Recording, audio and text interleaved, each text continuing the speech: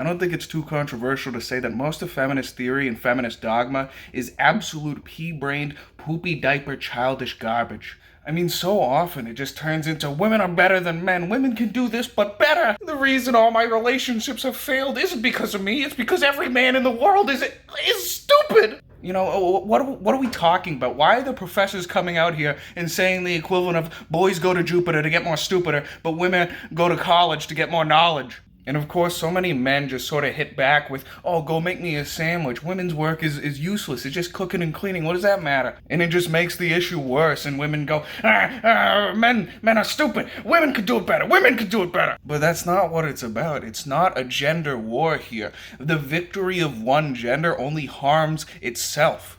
I mean, what does Western philosophy teach about gender roles? What does Western philosophy teach about the relationships between the genders which we have used to form traditional gender roles? What does Socrates say in Xenophon's O Economicus? What does the Bible say? What does pretty much every philosopher say about this? Do they say, oh, women, they're just stupid. A man could be a wife way better than a woman. We don't even need women. No, they don't. They say that men and women both have roles. Where a man has strengths, a woman has weaknesses, but where a woman has strengths, a man has weaknesses. They have different domains, different societal functions, different natural beauties. And without the work of one, the work of the other is meaningless. Socrates says that men provide the raw material and women are the role of refinement. Based on a perversion of the gender role philosophy, of traditional philosophy, they find their evil straw man which they can destroy over and over again, these feminists. Let's watch some prevailing feminist theory about marriage. Oh, women are not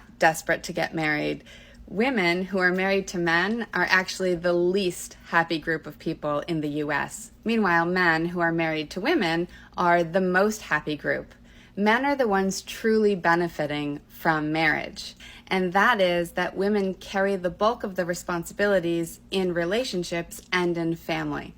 So first off, that statistic she used, it's from a magazine article in 2019, about which the Institute for Familial Studies says, researchers in this field who are familiar with the data the article presented, the article which was never presented in a peer-reviewed academic journal, quickly discredited it, though the story went viral, leading to many people reposting it. So you're not an academic, you're an idiot. An idiot who is spreading misinformation which could lead to women never getting married. In actuality, marriage versus cohabitation, marriage always strengthens relationships in the evidence that we have, as well as we see significant happiness increase in married men and women relative to single men and women. We don't even live in a society which values marriage and producing children anymore. And it's so juvenile to say, oh, men benefit from marriage because women, they're just so much better. And women, they hate it because men, they suck. This is why you're 50 years old and you're not married. You're a horrible person. Marriage isn't about the wife's happiness or the husband's happiness. When you are married, you are one person. When you are married, you are a team. And you are working together as a partnership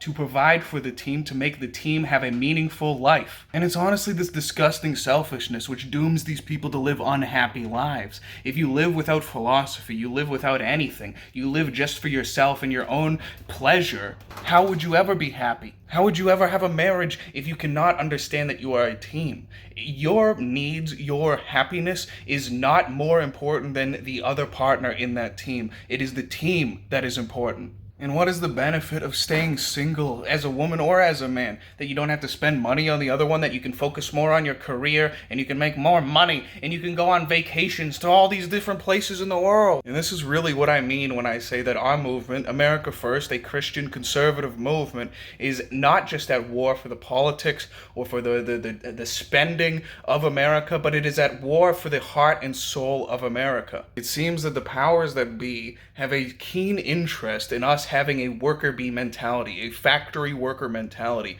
where all that matters is how much goods, how much capital we can accumulate, and how we can spend it to have pleasures of the flesh. People are being convinced and told that all that matters in this world is money, how much money you can make, how successful your career is. Money can't buy happiness. Well, that proverb, it's based on thousands of years of philosophy and theology. And if people continue to not listen to it, if people continue as they are going, if we are not victorious, then we are going to have thousands and millions of very rich, soulless husks wandering about the earth aimlessly with needles stuck up their arms.